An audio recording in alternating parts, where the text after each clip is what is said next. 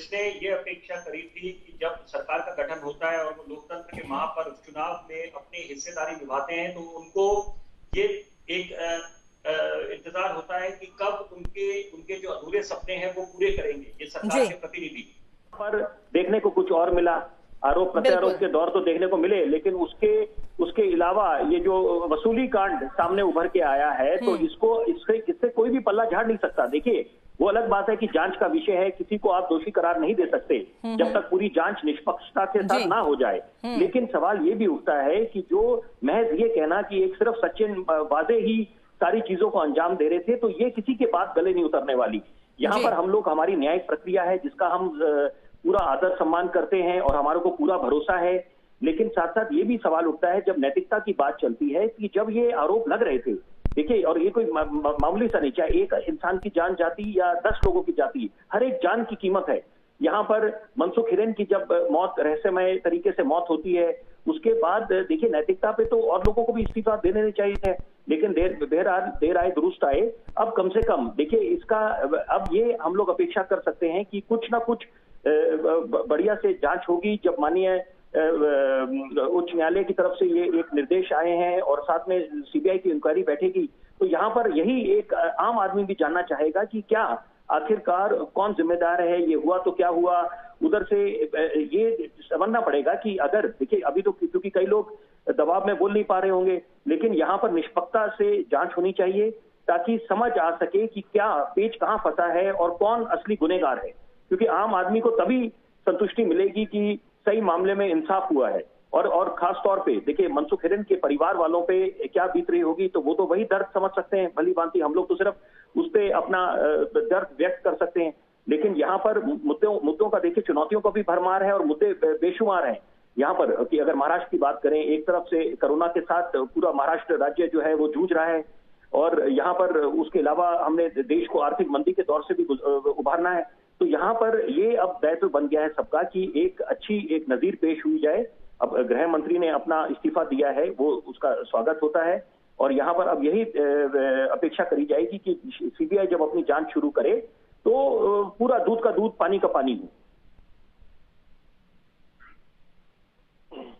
कहीं कि लगता है ये जो जांच अभी चलेगी, क्योंकि जांच धीरे धीरे अब आगे बढ़ती हुई नजर आएगी, तो उनकी ओर से जो इस्तीफा दिया गया है गृह मंत्री की ओर से, उसके बाद जो सरकार में और भी लोग बैठे हुए हैं उनके नाम भी इसमें आ सकते हैं, या कह सकते हैं कि सरकार के अलावा जो और उच्च पदों पर लोग बैठे हुए हैं उनका नाम भी इसमें आ सकता है? ये सवाल आपने मुझसे पूछा प्रीति जी? जी नहीं, बिल्कुल निश्चित बात है। देखिए,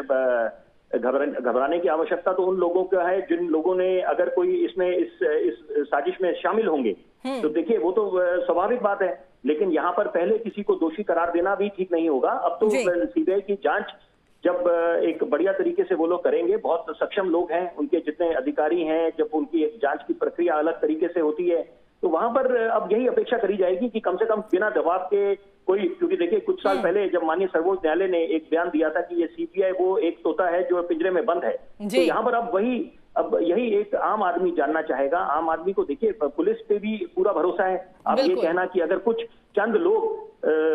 किसी साजिश में शामिल होते हैं तो उससे आप पूरी पुलिस महकमे पे सवाल नहीं उठा सकते। नहीं उठा सकते। एक बहुत इनका एक स्वर्णिम इतिहास रहा है, और उन्होंने जो काम करे हैं, कई ऐसे काम करे हैं, चाहे अंडरवर्ल्ड डॉन के साथ उन्होंने निपटने के काम करे जिस तरीके से, तो बड़े प्रशंसनीय रहे हैं। उनके पास काफी चुनौतियां रही हैं। तो यहाँ पर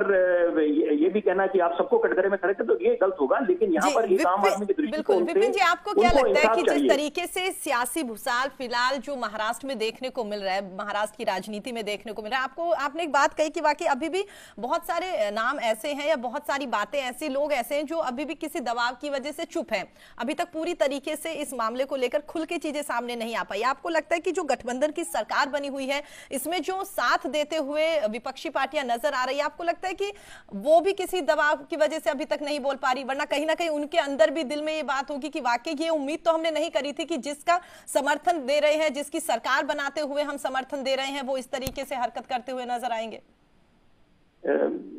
जब महाविकास आघाड़ी सरकार का गठन हुआ था, और वो अलग बात है कि भाजपा ने ज्यादा सीटें निकाली थी चुनाव में, लेकिन यहाँ पर महाविकास आघाड़ी सरकार का गठन हुआ था, तो ये एक आश्वासन दिया था इनके नेताओं ने कि हम लोग हमारी स्थिर सरकार रहेगी, पूरे 5 वर्ष हम पूरे करेंगे। लेकिन यहाँ पर अब जो ये मामला उभर के आया है, उससे पहले भी कुछ मामले आए जो वाद विवाद के मामले थे, और लेकिन यहाँ पर अब कम से कम दबाव की अगर आप बात करें तो कुछ समय पहले अगर हम पीछे जाते हैं, कुछ महीने पहले, कि जब कांग्रेस ने अपना एक रुख साफ करा था, जब कोरोना को लेकर कहा, उनसे सवाल जवाब पूछे गए थे उनके वरिष्ठ नेता से, तो उन्होंने बिल्कुल साफ कर दिया था कि हम डिसीजन